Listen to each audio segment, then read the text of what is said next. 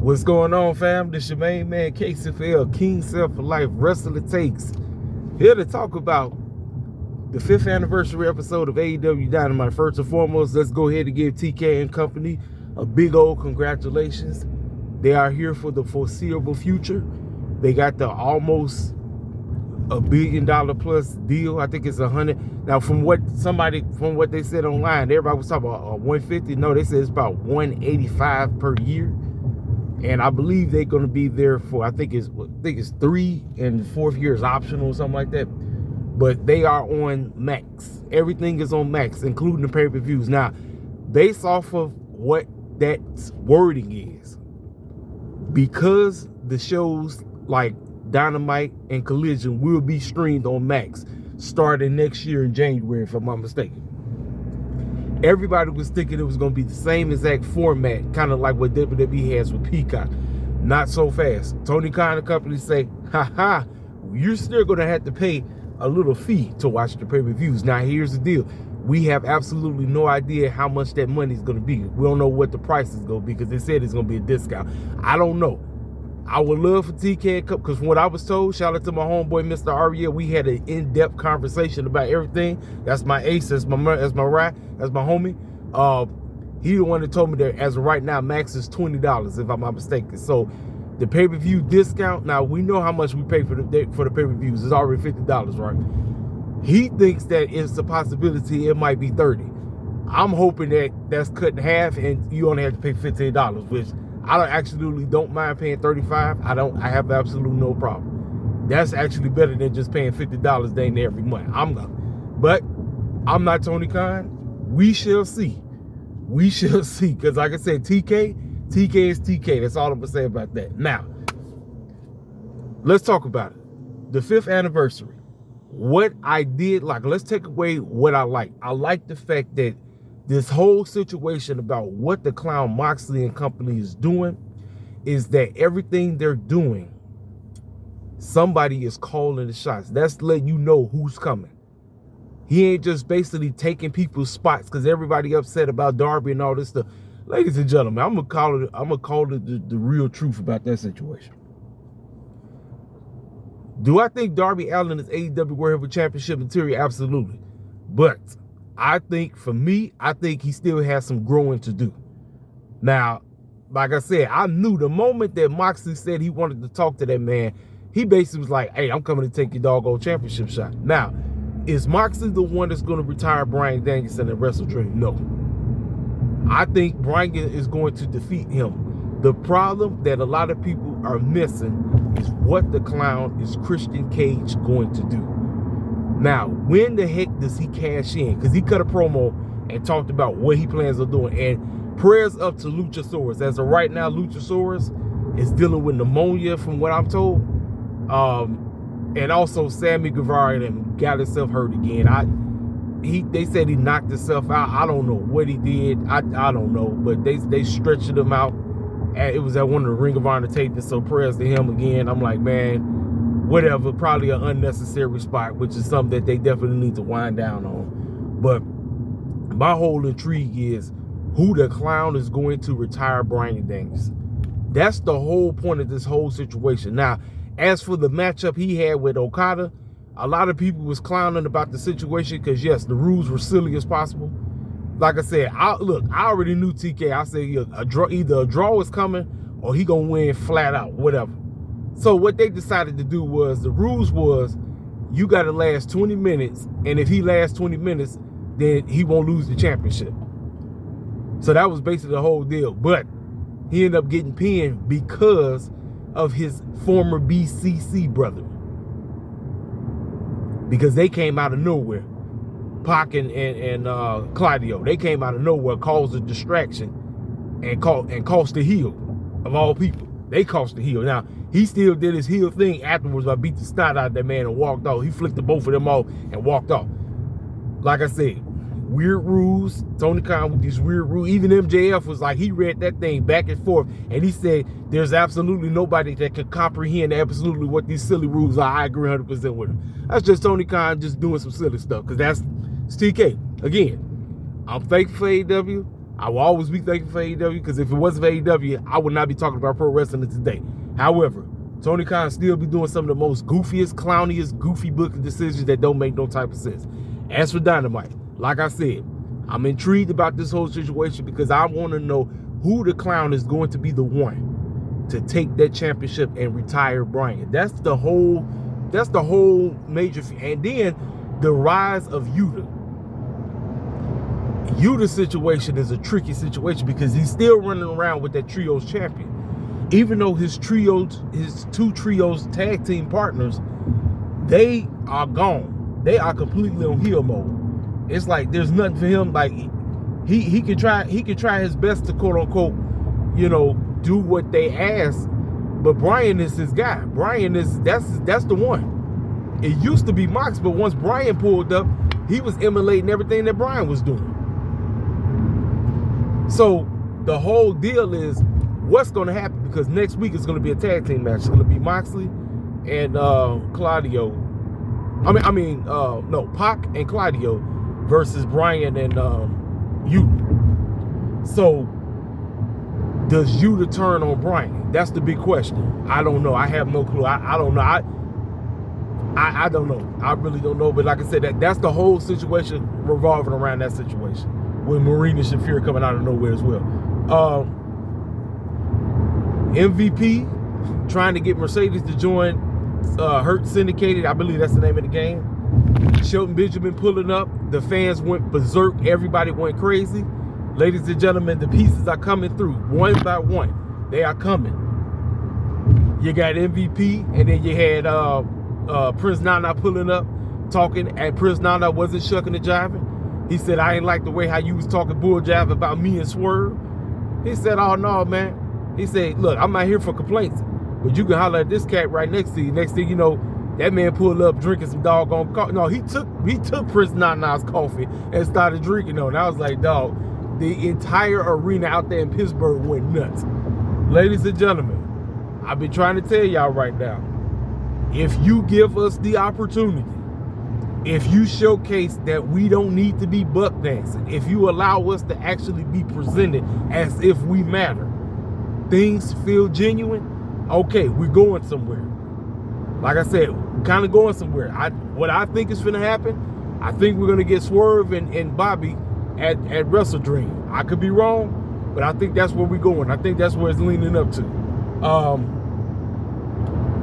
We got Jack Perry basically beating the snot out of Shibata, because Shibata said he wanted the TNT title shot. So that's basically to get the TNT championship on the show.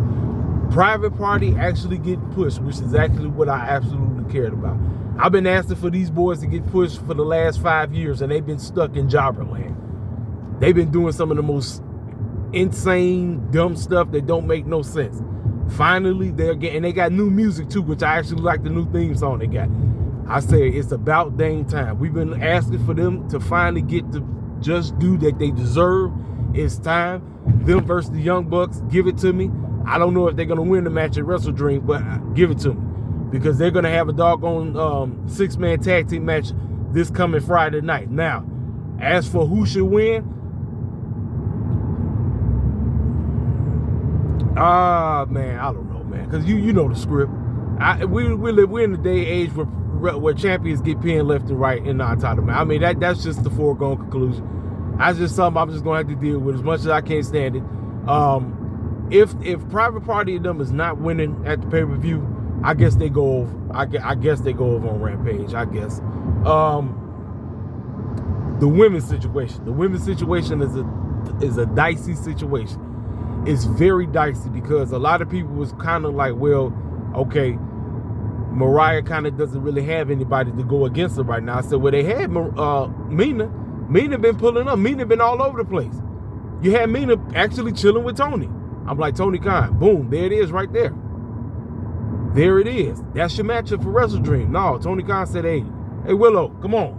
Willow is his most built big baby face right now. Like she's the biggest baby face for the women's side. Outside of that, Sheeta is caught up in Ring of Honor land. Britt Baker just get back, so she don't deserve no AEW Women's Championship shot.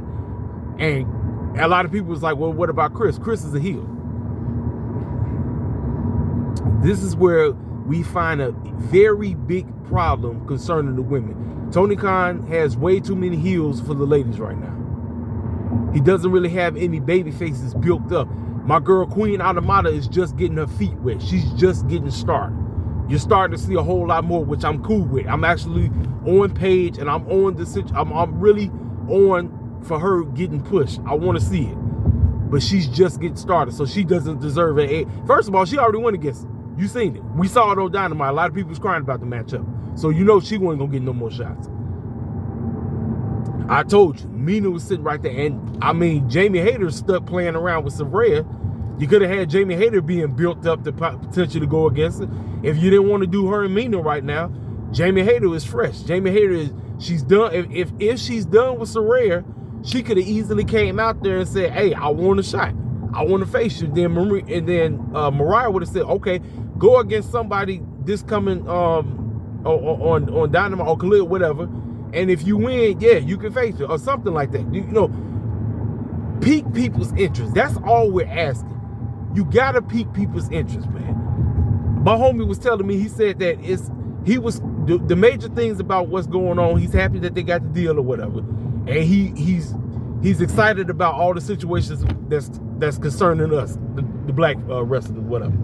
But outside of that, he kind of really not interested. I'm like, well, again, Tony Khan, you gotta make things interesting. Now, like I said, for me, Jay White pulling up, which is great. We had to match up with Juice Robinson and Heyman. Juice Robinson got choked out by the man.